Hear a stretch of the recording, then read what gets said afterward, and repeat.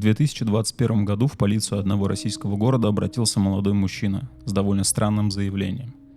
Он был уверен, что человек, с которым он переписывался последние 4 года, на самом деле не тот, за кого себя выдает. На первый взгляд это звучало как недоразумение.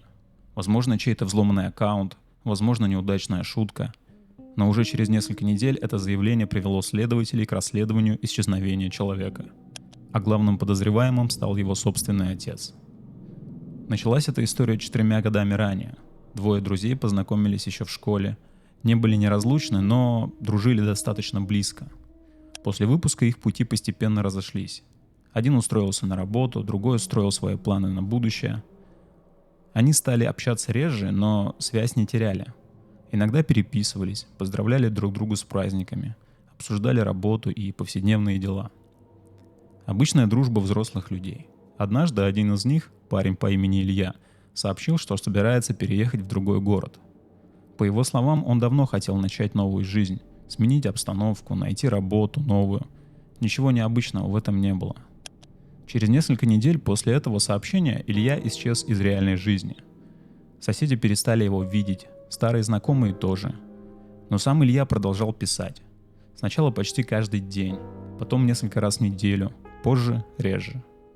Но связь не пропадала. Он рассказывал о новой работе, жаловался на начальство, присылал фотографии улиц, парков и кафе. Иногда показывал места, которые посещал. Однажды даже отправил фотографию квартиры, которую якобы снимал. Все выглядело настолько естественно, что никому и в голову не приходило сомневаться. Если человек отвечает на сообщения, рассказывает о своей жизни и регулярно выходит на связь, разве можно подумать, что с ним что-то случилось? Так прошло 4 года, пока однажды его школьный друг не получил командировку в тот самый город.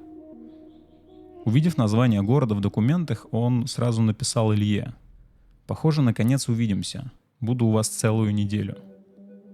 Ответ пришел через несколько минут. «Серьезно?» «Да». «Прикольно. Ну что, встретимся?» После этого Илья замолчал. На несколько часов. Поздно вечером пришел ответ. «На этой неделе не получится. Очень много работы». Это показалось странным. За 4 года друзья ни разу не виделись лично, и вот наконец появилась такая возможность, но Илья сразу отказался. На следующий день последовало новое предложение. «Тогда давай вечером хотя бы кофе выпьем». Ответ был коротким. «Не получится». Почему? Сложно объяснить. Странно, но еще не подозрительно. Тогда друг предложил другой вариант. «Скинь адрес, я сам подъеду». После этого Илья исчез до следующего утра. А потом ответил всего одной фразой: «Слушай, лучше не надо». Именно тогда впервые возникло ощущение, что происходит что-то неправильное. Чем больше человек вспоминал последние годы общения, тем больше замечал одну деталь. За все время они ни разу не разговаривали по телефону. Ни одного звонка, ни одного голосового сообщения, только текст. Раньше это не бросалось в глаза, теперь стало выглядеть странно. Следующие несколько дней он продолжал писать Илье. Каждый раз, когда разговор заходил о встрече, тот уходил от ответа. Менял тему, шутил, пропадал. Однажды ему задали прямой вопрос: «Ты вообще в этом городе живешь?»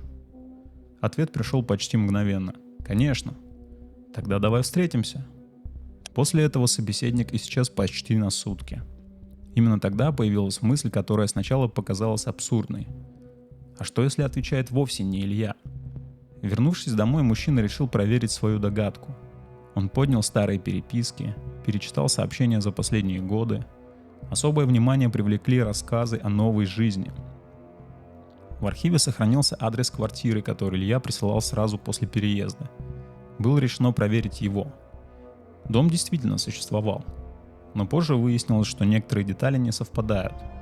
Это насторожило еще сильнее. Тогда началась проверка фотографий. Несколько снимков были загружены в поиск по изображениям.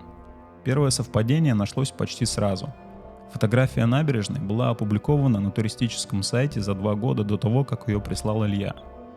Потом нашлась вторая фотография, третья, четвертая. Оказалось, что многие снимки были взяты из интернета.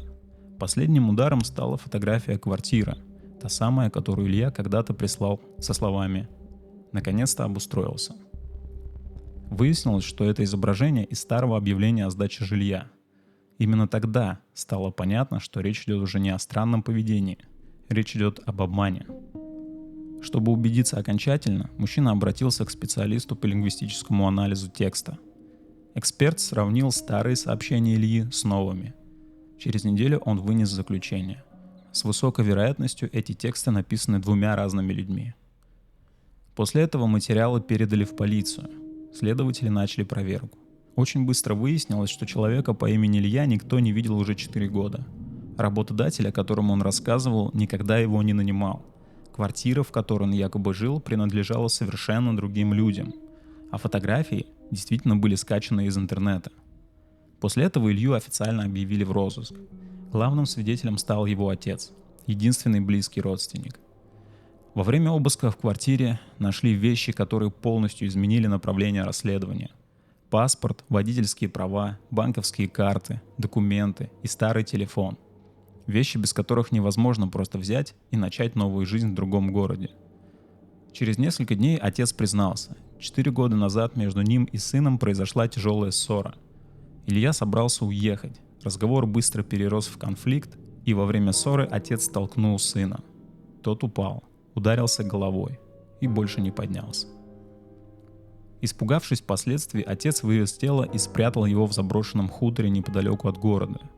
А затем сделал то, что впоследствии разрушило всю его жизнь. Он взял телефон сына, написал первое сообщение от его имени, потом второе, потом третье. Потом прошел месяц, год, 2, 4 года. Все это время именно он отвечал друзьям, поддерживал переписки, публиковал фотографии, придумывал истории о новой работе, о новой квартире, о новой жизни.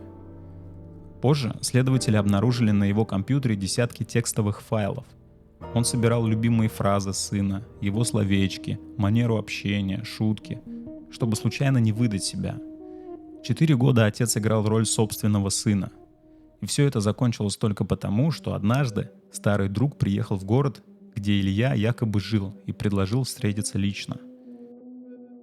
Ложь, которая держалась 4 года, начала рушиться в тот момент, когда ее пришлось перенести из переписки в реальную жизнь. Именно тогда стало ясно, что поддерживать выдуманную историю гораздо легче, чем однажды посмотреть человеку в глаза.